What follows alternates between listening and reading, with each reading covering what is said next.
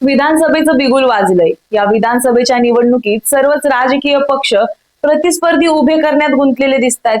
सत्ताधारी आणि विरोधी त्याचप्रमाणे इतर लहान पक्ष प्रत्येक मतदारसंघात आपला तुल्यबळ उमेदवार उभा करतायत. असं असताना उद्धव ठाकरेंनी मात्र विशेष राजकीय कारकीर्द नसलेला पण प्रसिद्ध आडनाव असलेला एक उमेदवार थेट शिंदेविरोधात उभा केलाय. कोण आहे तो उमेदवार आणि त्याचा शिंदेवर विपरीत परिणाम होणार का? यंदाची निवडणूक एकनाथ शिंदे हरणार का?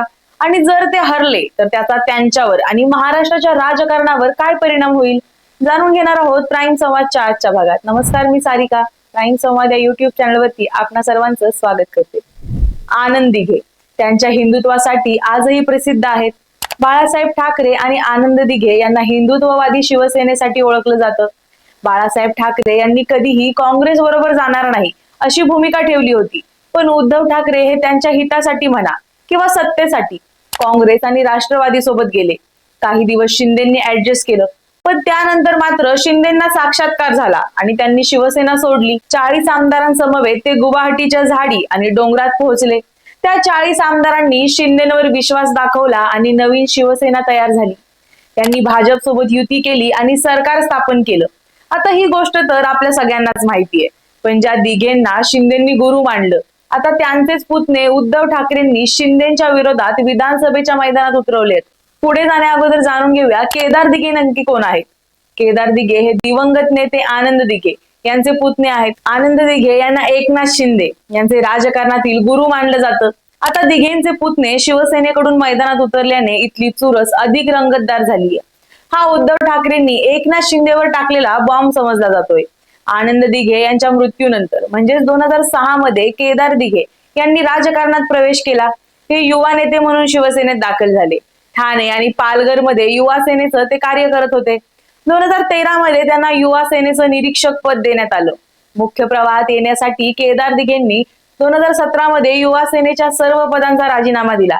मात्र त्यानंतर सुद्धा त्यांच्यावर दुसरी कोणतीही जबाबदारी देण्यात आली नाही. केदार दिघे यांनी आनंद दिघे प्रतिष्ठानच्या माध्यमातून समाजकारणात स्वतःचं नेतृत्व निर्माण करण्याचा प्रयत्न केला. मात्र तिथे सुद्धा ते यशस्वी झाले नाही. एकनाथ शिंदे यांनी बंड केल्यानंतर मात्र उद्धव ठाकरे यांनी केदार दिघे यांना महत्वाची पदं दिली. केदार दिघेंना जिल्हा प्रमुख पदी नियुक्त करून त्यांना ओवळा माजीवाडा, कोपरी पाच पाखाडी आणि ठाण्याची जबाबदारी देण्यात आली. ठाण्यात उद्धव ठाकरेंची शिवसेना नाममात्र उरलेली असताना केदार दिघे यांचा ठाकरे यांना फायदा होणार का असा प्रश्न उपस्थित केला जातोय. मात्र केदार दिघे या आडनावाचा फायदा घेण्याचा कट मात्र ठाकरे गटाचा आहे. असं जरी असलं तरीही गेल्या 2 वर्षात मुख्यमंत्री म्हणून एकनाथ शिंदे यांनी राज्याला विकास पथावर आणून ठेवले. फक्त वेगवेगळ्या योजनाच नाहीत तर शिंदे सरकार आल्यापासून राज्यात अनेक विकास कामं झाली आणि मुळात ही कामं जनतेला दिसून आली आहेत. पण एकंदरीत शिवसैनिकांचा विचार करायचा झालं तर शिवसैनिकांच्या दृष्टीने शिंदे गद्दार ठरतायत असं आपण अनेक माध्यमातून ऐकलंय. आता जर हे खरं ठरलं आणि शिवसैनिकांनी शिंदेना निवडून दिलं नाही, ते जर या आगामी निवडणुकीत हरले तर काय होईल? आगामी विधानसभा निवडणुकीत एकनाथ शिंदे यांचा पराभव झाला तर याचे परिणाम त्यांच्या राजकीय कारकिर्दीवर आणि महाराष्ट्राच्या राजकारणाच्या व्यापक गतिमानता या दोन्हींवर होऊ शकतात. शिंदे हे उद्धव ठाकरेंच्या शिवसेनेतून फुटलेल्या गटाचं नेतृत्व करतायत हे आपल्या सर्वांनाच माहितीये. ते कोणत्या परिस्थितीतून शिवसेनेतून बाहेर पडले, त्यांचा उद्देश काय होता, यावर आतापर्यंत खूप चर्चा झाल्या. शिंदेच्या शिवसेनेला भाजपनं पाठिंबा दिला. निवडणुकीत पराभूत झाल्यामुळे त्यांच्या नेतृत्व क्षमतेवर प्रश्नचिन्ह निर्माण होऊ शकतं आणि शिवसेनेच्या मतदारांवर एकूणच परिणाम होऊ शकतो. त्यामुळे त्यांचं स्थान आणि विश्वासार्हता कमकुवत होऊ शकते. कारण बाळासाहेब ठाकरे यांचा वारसा पुढे नेण्याच्या त्यांच्या क्षमतेवर त्यांच्या हरण्याने प्रश्नचिन्ह निर्माण होईल. शिवसेना शिंदे गटात विरोधक आवाज उठवू शकतात कारण त्यांच्या नेतृत्वाला आव्हान देण्यास प्रतिस्पर्ध्यांची हिंमत वाढू शकते. हे त्यांच्या समर्थकांमध्ये भांडण किंवा सत्ता संघर्षाला चालना देऊ शकतं आणि त्याचा गटातील इतर प्रमुख नेते दिशा आणि धोरणांवर प्रश्न निर्माण करू शकतात. शिंदे यांची भाजप सोबतची युती ही त्यांच्या लक्षणीय मतदारसंख्येवर नियंत्रण ठेवण्याच्या क्षमतेवर अवलंबून आहे. विधानसभेतील तोटा भविष्यातील वाटाघाटींमध्ये त्यांची सौदेबाजीची शक्ती कमी करेल. भाजप शिंदे सोबतच्या युतीवर पुन्हा एकदा विचार करू शकतो. जर त्यांना वाटत असेल की शिवसेना शिंदे गट यापुढे लक्षणीय जागा देऊ शकणार नाही, यामुळे युती घडवण्यात भाजपची भूमिका अधिक प्रभावी ठरू शकते किंवा युतीच्या नव्या संरचनेचाही विचार केला जाऊ शकतो. कोणताही निवडणूक धक्का भाजपला सत्तेत अधिक वाटा मिळवण्यासाठी किंवा महाराष्ट्रात अधिक नेतृत्वाच्या भूमिकेची मागणी करण्यास प्रवृत्त करू शकतो. ते इतर प्रादेशिक नेत्यांशी किंवा गटांशी मजबूत संबंध शोधू शकतात. विशेषतः जर शिंदे यांच्या गटाचा पारंपरिक शिवसेना समर्थकांमध्येच प्रभाव कमी होत असल्याचं दिसलं तर ही परिस्थिती नक्की निर्माण होऊ शकते. शिंदे यांनी मतदार आणि युतीचा पाठिंबा गमावला तर भाजप व्यापक कृती करण्यासाठी शिवसेनेच्या उद्धव ठाकरे गटाशी संपर्क साधण्याची शक्यता आहे. सध्याच्या उद्धव देवेंद्र भेटीच्या बातमीवरून तुम्हाला हे कळलंच असेल. अर्थात हे किती खरं आणि किती खोटं हे पाहणं महत्वाचं ठरतं. ही परिस्थिती जरी त्यासाठी नाजूक वाटाघाटी आणि सवलती आवश्यक असतील तरी भाजपच्या नेतृत्वाखालील सरकारच्या अंतर्गत दोन्ही गटांना एकत्रित आणू शकते. कमकुवत झालेल्या शिंदे गटामुळे उद्धव ठाकरे गटाला शिवसेनेचा प्रबळ गट म्हणून आपलं स्थान पुन्हा एकदा मिळू शकतं. हे एक मोठं परिवर्तन असेल कारण ते शिंदे यांच्या फुटीमुळे विभागलेले पारंपरिक शिवसेना निष्ठावंतांना एकत्रित करू शकेल आणि पक्षाच्या पायावर उद्धव ठाकरे यांची पकड मजबूत करेल. काँग्रेस, राष्ट्रवादी काँग्रेस आणि उद्धव ठाकरे यांचा शिवसेना गट यांच्या समर्थकांना आकर्षित करण्यासाठी शिंदेच्या पराभवाचं भांडवल करू शकतात. या फेरबदलामुळे महाराष्ट्र विधानसभेत मजबूत विरोधी पक्ष निर्माण होऊ शकतो जो राज्यातील भाजप शिंदे युतीच्या कारभाराला संभाव्य आव्हान देऊ शकतो.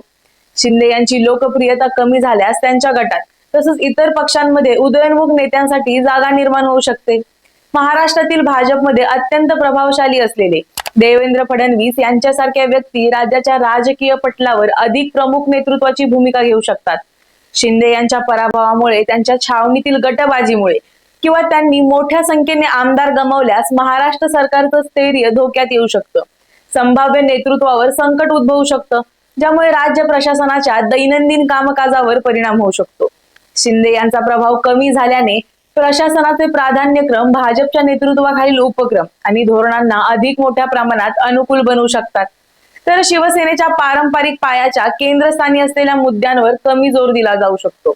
यात मराठी अस्मितेशी संबंधित, ग्रामीण महाराष्ट्रातील स्थानिक समस्या किंवा शिवसेनेच्या निष्ठावंत प्रदेशांशी संबंधित समस्यांचा समावेश असू शकतो.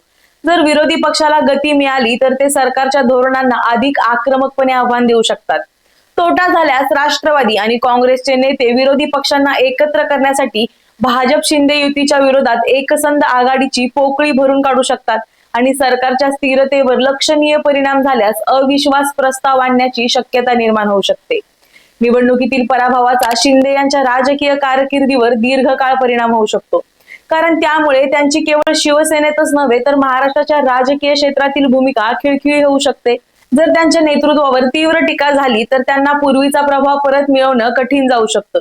कालांतराने शिंदे यांचा प्रभाव कमी झाल्यास भाजप त्यांच्या रणनीतीशी जुळवून घेणाऱ्या पक्षातील नेत्यांची पसंती देत त्यांना बाजूला सारू शकतो. शिंदे स्वतःला त्यांच्या स्वतःच्याच गटात उपेक्षित वाटू शकतात किंवा त्यांचा राजकीय वारसा प्रभावीपणे कमी करणाऱ्या भूमिकांपुरते ते मर्यादित राहू शकतात. संबंधित राहण्यासाठी शिंदेंना त्यांच्या गटाचा पाठिंबा पुन्हा मिळवण्यासाठी व्यापक प्रयत्न करावे लागतील. शक्यतो शिवसेनेच्या निष्ठावंतांमधील तक्रारींचं निराकरण करून, त्यांची राजकीय प्रतिमा पुनर्रचना करून किंवा महाराष्ट्रीय मतदारांना अनुकूल अशी नवीन रणनीती अवलंबून ते हा प्रभाव निर्माण करू शकतात. पण तरी हा परिणाम साध्य करण्यासाठी त्यांना वाट नक्कीच पाहावी लागेल. आगामी निवडणुकीत पराभूत झाल्यामुळे एकनाथ शिंदे यांच्या वैयक्तिक राजकीय वाटचालीवरच परिणाम होणार नाही तर युतींमध्ये सत्ता बदलाची मालिका सुरू होईल. भाजप शिंदे सरकारची स्थिरता कमकुवत होईल आणि महाराष्ट्राची राजकीय गतिशीलता बदलू शकते. विरोधी पक्ष विशेषतः राष्ट्रवादी आणि काँग्रेस उद्धव ठाकरे गटासह त्यांचा पाया मजबूत करण्याच्या संधीचा फायदा घेऊ शकतात आणि आगामी वर्षांमध्ये महाराष्ट्राचा कारभार आणि राजकीय आघाड्यांचा संभाव्य फेरबदल करू शकतात. अर्थात ह्या झाल्या जरतरच्या गोष्टी. असं काही होईल याची शक्यता शिंदेच्या कामगिरीवरून नजर फिरवता तरी कमी आहे, पण याची शक्यता नाकारताही येत नाही. याबाबत तुम्हाला काय वाटतं? एकंदरीतच केदार दिघेंची कारकीर्द पाहता ते या निवडणुकीत फक्त आडनावाच्या बळावर विजयी होऊ शकतात का? केदार दिघे जर विजयी झाले तर ते त्यांच्या व्यक्तिमत्वाची छाप शिवसैनिकांवर आणि एकूणच महाराष्ट्रावर पाडू शकतात का? हे आम्हाला कमेंटमध्ये नक्की सांगा आणि प्राईम संवाद या युट्यूब चॅनलला सबस्क्राईब करायला विसरू नका. धन्यवाद.